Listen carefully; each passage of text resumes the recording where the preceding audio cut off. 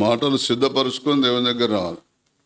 నువ్వు మాటలు సిద్ధపరచుకోకుండా అయ్యగారి మీద చేయబెట్టడము, లేకపోతే వాళ్ళు బాప్తిసం తీసుకుని నువ్వు బాప్తిసం తీసుకోవటము, ఏదో ఆపద కొరకు దేవుని నమ్ముకొని ఇక ఏ మార్గాలు నడుచుకుంటా నీ ఇష్టానుసారంగా నువ్వు నడుచుకుంటే నీకు దేవుని దగ్గర ఏమి దొరకదు.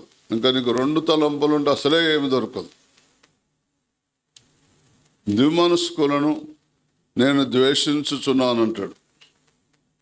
చెప్పండి, 2 రకాల మనసు ఉంటే ఏం చేస్తాడ? ఇదంతా నీ గుణం కూడా అదే. మీ భర్తకు 2 రకాల మనసు ఉన్నది అనుకో, మీ భార్యకు 2 రకాల మనసు ఉన్నది అనుకో, కోపం రాదా? మీకైతే రావచ్చు కానీ దేనికి రావద్దు. ఇదే నీకైతే రావచ్చు కోపం, కానీ దేవునికి మాత్రం నువ్వు ఎట్లా తిరిగినా నీకు మాత్రం దేవుడు మాత్రం దగ్గర తీసుకొని ఆశీర్వదించి దీవించి నీ కోరికలన్నీ అడగకుండా